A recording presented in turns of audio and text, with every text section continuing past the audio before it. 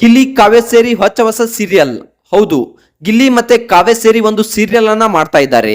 So ಆ serial ಯಾವುದು, ಅದು ಕಲರ್ಸ್ ಕನ್ನಡದಲ್ಲಿ ಬಿಡುಗಡೆ ಆಗ್ತಾ ಇದೆ.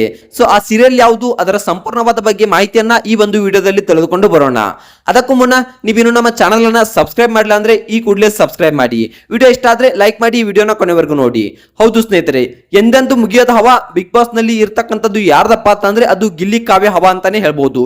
ಬಿಗ್ ಬಾಸ್ ನ ಎಷ್ಟೋ ಸೀಸನ್ ಗಳಲ್ಲೂ ನೋಡಿದ್ರು ಕೂಡ ಯಾವುದೇ ಸೀಸನ್ ನಲ್ಲೂ ಇಷ್ಟೊಂದು ಈ ಜೋಡಿ ತರ ಹವಾ ಯಾವುದೇ ಜೋಡಿದು ಆಗಿಲ್ಲ.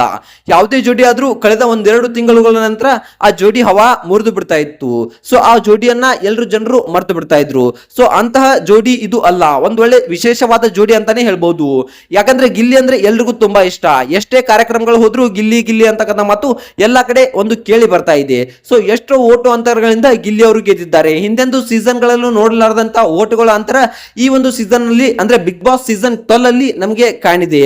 ಹೌದು ಸ್ನೇಹಿತರೆ, ಈಗ ಗಿಲ್ಲಿ ಹಾಗೆ ಕಾವ್ಯ ಇವರಿಬ್ರು ಸೇರಿ ಒಂದೊಳ್ಳೆ ಸೀರಿಯಲ್ ಅನ್ನ ಮಾಡ್ತಾ ಇದ್ದಾರೆ. ಸೊ ಒಬ್ರು ಪ್ರೊಡ್ಯೂಸರ್ ಒಂದು ವಿಚಾರವನ್ನ ತಲೆಯಲ್ಲಿಟ್ಟುಕೊಂಡು ಇವರ ಒಂದು ಸೆನ್ಸೇಷನ್ ಹವಾ ವಿಚಾರವನ್ನ ತಲೆಯಲ್ಲಿಟ್ಟುಕೊಂಡು ಒಂದು ಸೀರಿಯಲ್ ಅನ್ನ ಇವರಿಬ್ಬರು ಸೇರಿ ಮಾಡ್ಬೇಕು ಅನ್ನೋ ವಿಚಾರದಲ್ಲಿ ಇದ್ದಾರೆ. ಸೊ ಕಲರ್ಸ್ ಕನ್ನಡದಲ್ಲಿ ಪ್ರಸಾರವಾಗ್ತಿರುವಂತ ಈ ಒಂದು ನ್ಯೂಸ್ ಚಾನಲ್, ಈ ಕಲರ್ಸ್ ಕನ್ನಡದಲ್ಲಿ ಪ್ರಸಾರವಾಗ್ತಿರುವಂತ ಈ ಒಂದು ಸೀರಿಯಲ್ ನ ಎಲ್ಲರೂ ತಪ್ಪದೆ ನೋಡ್ಬೇಕು ಅಂತ ಎಲ್ಲರೂ ಆಶಿಸಿಕೊಳ್ತಾ ಇದ್ದಾರೆ. ಯಾಕಂದ್ರೆ ಇವರಿಬ್ಬರದು ಒಂದು ಸಖತ್ ಜೋಡಿ, ತುಂಬಾನೇ ಟ್ರೆಂಡ್ ನಲ್ಲಿರೋ ಜೋಡಿ ಇರೋದ್ರಿಂದ ಇವರಿಬ್ಬರನ್ನ ಹಾಕೊಂಡು ಮಾಡಿದ್ರೆ ಒಂದೊಳ್ಳೆ TRP ನಮ್ಮ ಚಾನಲ್ಗೆ ಅಂದ್ರೆ ನಮ್ಮ ಕಲರ್ಸ್ ಕನ್ನಡಗೆ ಬರುತ್ತೆ ಅಂತಕ್ಕಂಥದನ್ನ ತಲೆಯಲ್ಲಿಟ್ಟುಕೊಂಡು ಒಂದೊಳ್ಳೆ ಸೀರಿಯಲ್ ಅನ್ನ ಮಾಡ್ತಾ ಇದ್ದಾರೆ. ಸೊ ಆ ಸೀರಿಯಲ್ ನೇಮ್ ಅನ್ನ ಇನ್ನೂ ಅನೌನ್ಸ್ ಮಾಡಿಲ್ಲ. ಸೊ ಈ ಒಂದು ಸುದ್ದಿ ಸುಳ್ಳು ಅಥವಾ ನಿಜ ಅನ್ನೋದನ್ನ ನೋಡಿದ್ರೆ ಖಂಡಿತವಾಗಿಯೂ ಈ ಒಂದು ಸುದ್ದಿ ತುಂಬಾನೇ ನ್ಯೂಸ್ ನಲ್ಲಿ ಹರಿದಾಡ್ತಾ ಇದೆ. ಬಲವಾದ ಮೂಲಗಳಿಂದ ನಮಗೆ ತಿಳಿದು ಬಂದಿದೆ. ಸೊ ಈ ಒಂದು ನ್ಯೂಸ್ ಚಾನಲ್ ನಲ್ಲಿ ನಮಗೆ ಈ ಒಂದು ಮಾಹಿತಿ ತಿಳಿದು ಬಂದಿದೆ. ಸೊ ಇದಕ್ಕೆ ಗಿಲ್ಲಿ ಅವರನ್ನ ಕೇಳಿದ್ರೆ ಕೂಡ ನಾನು ಈಗ ಸದ್ಯ ಅದ್ರ ಬಗ್ಗೆ ಏನು ಇನ್ಫಾರ್ಮೇಶನ್ ನಾನು ಕೊಡಲ್ಲ, ಯಾಕಂದ್ರೆ ಅದು ಇನ್ನು ಕನ್ಫರ್ಮ್ ಆಗಿಲ್ಲ ಅಂತಕ್ಕಂಥ ಮಾತನ್ನ ಇಲ್ಲಿ ಗಿಲ್ಲಿ ಅವರು ಹೇಳಿದ್ದಾರೆ.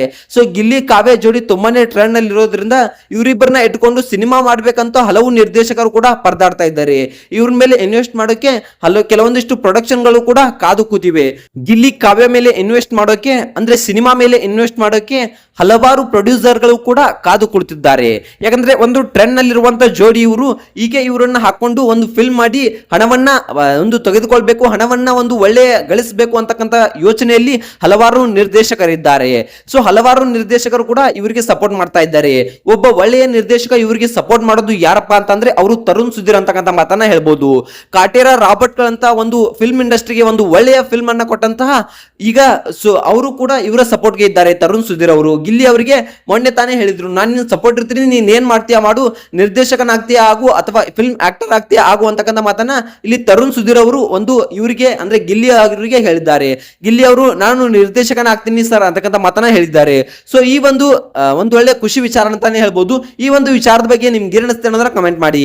ವಿಡಿಯೋ ಇಷ್ಟ ಆದ್ರೆ ಲೈಕ್ ಮಾಡಿ, ಶೇರ್ ಮಾಡಿ, ಹಾಗೆ ಸಬ್ಸ್ಕ್ರೈಬ್ ಮಾಡೋದ್ರ ಮೂಲಕ ನಮಗೆ ಸಪೋರ್ಟ್ ಮಾಡಿ. ಮತ್ತೆ ಮುಂದಿನ ವಿಡಿಯೋದಲ್ಲಿ ಸಿಗೋಣ. ಬಾಯ್ ಬಾಯ್.